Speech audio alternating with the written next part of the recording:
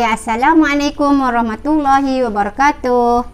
Okey, selamat pagi. Diharap semua pelajar sihat dan ceria selalu. Okey, pada hari ini kita akan belajar kelas sains tahun 2 bersama Muallimah Safia.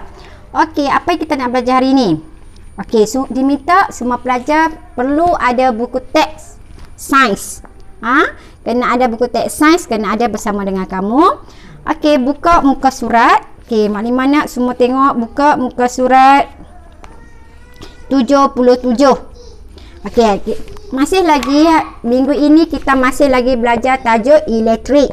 Okey, kita masih lagi belajar tentang tajuk elektrik. Okey. Okey, tajuk elektrik.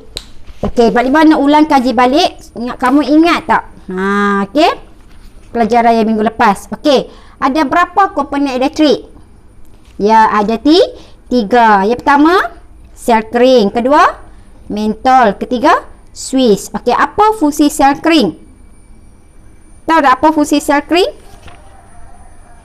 Sel kering membekalkan tenaga elektrik. Mentol mengeluarkan cahaya. Swiss menyambungkan dan memutuskan litar elektrik. Okey, diharap semua pelajar faham. Okey, hari ini kita nak belajar macam mana membina litar elektrik. Okey, maklimah nak semua tengok muka surat 77, buku teks masing-masing. Okey, boleh baca nah. Dia kata kita boleh membina litar elektrik ringkas menggunakan komponen elektrik dan wayar penyambung. Kamu boleh tengoklah.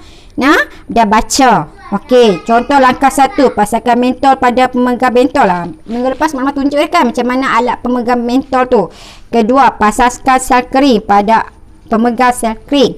Ketiga, lengkapkan litar dengan menyambungkan semua komponen menggunakan wayar penyambung. Okey, faham ah? Okey, keempat, ada sambungan lagi. Tengok muka surat 78. Tutup Swiss dan perhatikan mentol. Ingat, Swiss kalau tutup, mentol akan menyala. Kalau Swiss tu terangkat, maksudnya mentol tu tidak menyala. Okey. Okey, sekarang kita tengok muka surat 79. Mengapa mentol tidak menyala? Mengapa mentol tidak menyala? Rasa-rasa kenapa? Okey, kamu boleh tengok dekat kartun tu dia kata apa? Wah, mentol saya menyala. Mengapa mentol saya tidak menyala? Kawan tu kata, mengapa mentol saya tidak menyala, cikgu? Terdapat banyak kemungkinan punca mentol tidak menyala. Okey, yang pertama, mentol tidak menyala. Punca mentol tidak menyala ada banyak antaranya. Yang pertama apa? Tidak menyala. Yang pertama, bila mentol tidak menyala, maksud dia lampu pun tak menyala lah kan. Lampu mentol tak menyala. Yang pertama Swiss terbuka. Okey, Swiss terbuka. Okey, macam cakap tadi, bila kamu tekan Swiss, mentol akan menyala. Tapi bila kamu angkat Swiss, mentol tidak akan menyala. Okey, yang kedua, sel kering. Okey, sel kering kurang tenaga. Okey, kurang tenaga. Okey, sel kering kurang tenaga. Itu yang kedua. Yang ketiga, mentol rosak. Sebenarnya banyak lagi nah. Okey, ini antara contoh lah. Okey, antara contoh. Mungkin wayar dia kamu pasang tak elok kan. Banyak lagi. Ni antara punca mentol tidak menyala. Yang ni jelas kamu tengok dalam buku teks nah. Swiss terbuka, sel kering kurang tenaga dan mentol rosak. Okey, seterusnya. Satu lagi maklimah nak habiskan tajuk elektrik ni. Kamu boleh tengok muka surat 81.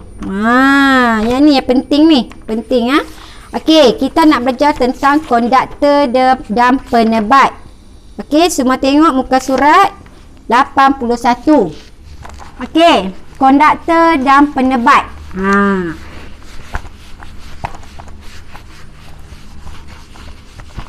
Okey, apa itu konduktor? Semua tengok muka surat 81. Okey, konduktor. Apa itu konduktor? Bukan kontraktor nah. Konduktor. Konduktor tu apa? Kita dah biasa dengar konduktor. Bahasa Melayu je sebut konduktor kan. Bahasa Inggeris sebut Inggeris sikit lah kan, konduktor. Meter menyala apabila suis ditutup kerana arus elektrik mengalir dalam litar lengkap. Apakah terjadi pada nyalaan mentol sekiranya mesti digantikan dengan objek atau bahan lain? Mari kita siasat. Okey, bahan elektrik ni dia mestilah besi lah kan, bahan logam. Kalau bahan bukan logam, arus elektrik tidak mengalir dengan baik. Sebab itu mentol tak akan menyala. Okey? Okey, konduktor. Okey, kita boleh tengok muka surat 83. Okey? Boleh tengok dekat situ dia kata apa. Konduktor ialah bahan yang membenarkan arus elektrik mengalir. Okey? Membenarkan arus elektrik mengalir. Konduktor membenarkan arus elektrik, bahan yang membenarkan arus elektrik mengalir. Bahan apa? Dia mesti bahan logam. Ingat konduktor dia mesti bahan logam. Okey, dia akan membenarkan arus elektrik mengalir. Okey, penebat. Konduktor satu lagi penebat. Penebat tu apa? Bahan. Okey, ni mau tambah sikitlah bahan lah, aku tak tahu tak. Okey, penebat bahan yang tidak membenarkan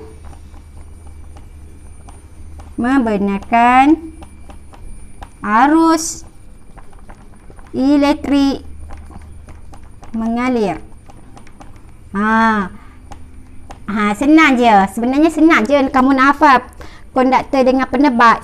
Ingat, konduktor ialah bahan yang membenarkan arus elektrik mengalir.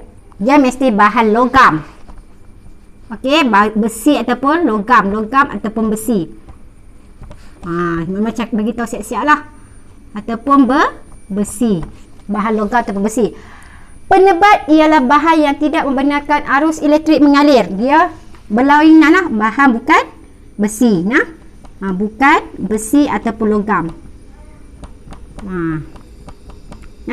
Itu saja.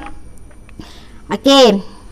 Kalau kamu tak percaya, kamu boleh lakukan eksperimen. Boleh tengok berdasarkan buku teks ni. Okey.